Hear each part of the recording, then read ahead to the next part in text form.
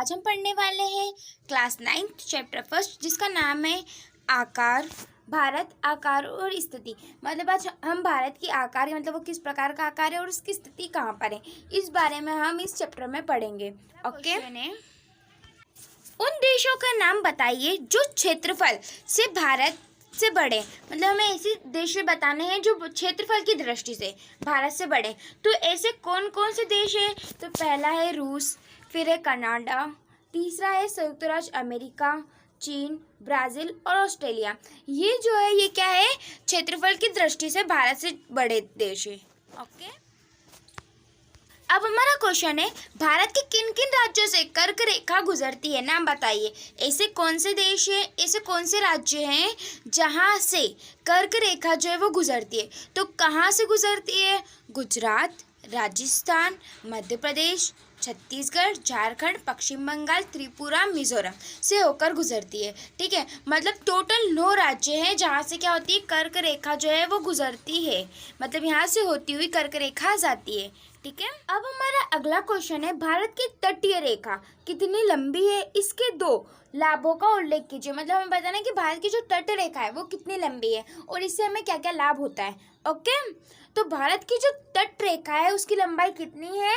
7516.6 kilometre है। ठीक है।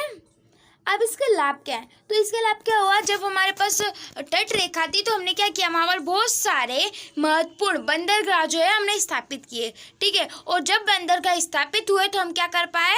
हम विदेशों से भी व्यापार कर पाए। ओके।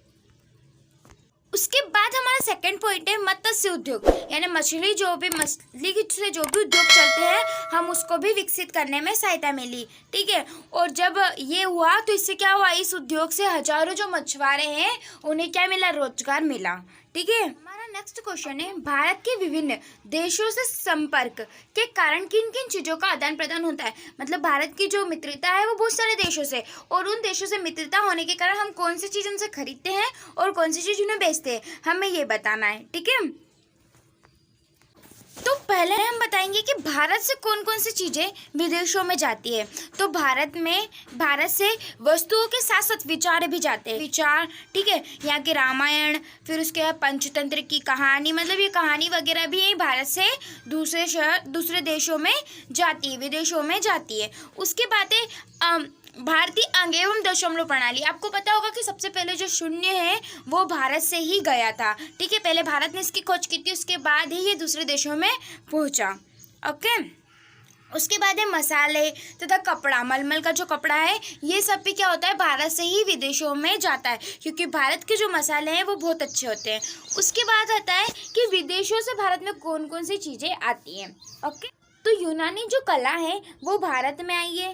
ठीक। उसके बाद है पश्चिम एशिया में वास्तुकला, ठीक है, वो भारत में आई है। उसके बाद ये जो मेहराम और गुंबद वगैरह रहती हैं ये भी विचार कहाँ के हैं? ये भी विदेशों के ही विचार है। ठीक है। उसके अलावा भी बहुत सारी वस्तुएं जो है वो विदेशों से भारत में आती हैं। देखिए, आपको पता होगा कि हम सब आजकल पश्चिमी सभ्यता को अपनाने लगे हैं, तो ये भी कहाँ से आया? ये भी विदेशों से ही आई है। ओके।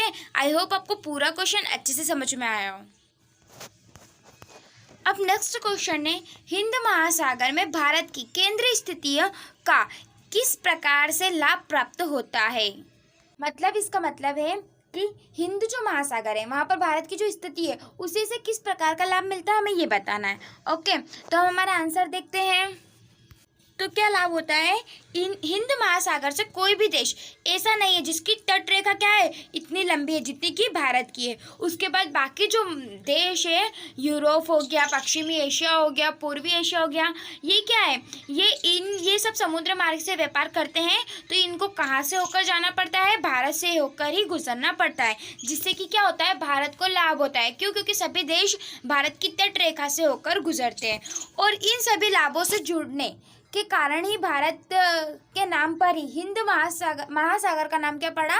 हिंद महासागर रखा गया। तो ये सब लाभ होता है कि सभी देश इससे गुजरते हैं, और इसके ही नाम पर जो है महासागर का नाम हिंद महासागर। के पड़ोसी राष्ट्रों के नाम दिशाओं के अनुसार बताइए। सॉरी, यहाँ पर राष्ट्र नहीं देश है, तो हमें क्या बताना है, भारत के पड़ोसी देशों के नाम और उनकी दिशा बताना है। हमारा पहला है उत्तर पश्चिमी दिशा में, इसके पड़ोसी देश कौन से हैं, पाकिस्तान और अफगानिस्तान। तो अब हम इसको मैप में देखते हैं, कहाँ पर, उत्तर पश्चिम दिशा में देखना है, ठीक है। तो ये जो है हमारा उत्तर हो गया और ये पश्चिम हो गया।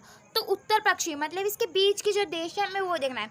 तो इसके बीच में कौन सा आता है, इसके बीच में आता है अफगानिस्तान और पाकिस्तान, ठीक है। तो इसके कौन से दो पड़ोसी देश हो गए, अफगानिस्तान और पाकिस्तान, ठीक है। अब हम अगली लाइन पढ़ते हैं। अब हमारा सेकंड पॉइंट है, उत्तर दिशा में भारत के पड़ोसी देश चीन, नेपाल और भूटान। तो अब हम क्या देखना है, चीन, नेपाल और भूटान देखना है।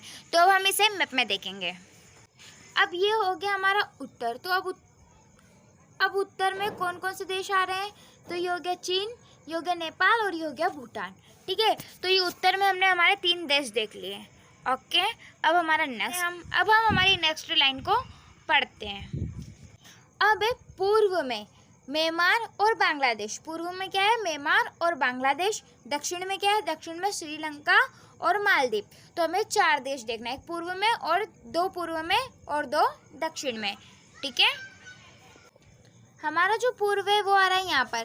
तो अब यहाँ पर कौन से देश है, तो एक बांग्लादेश है और एक म्यांमार है, ठीक है। तो 2 देश ही हो गए। अब हमें देखना है दक्षिण में। अब दक्षिण में कौन कौन से देश आते हैं, तो दक्षिण में ये रहा श्रीलंका, ठीक है।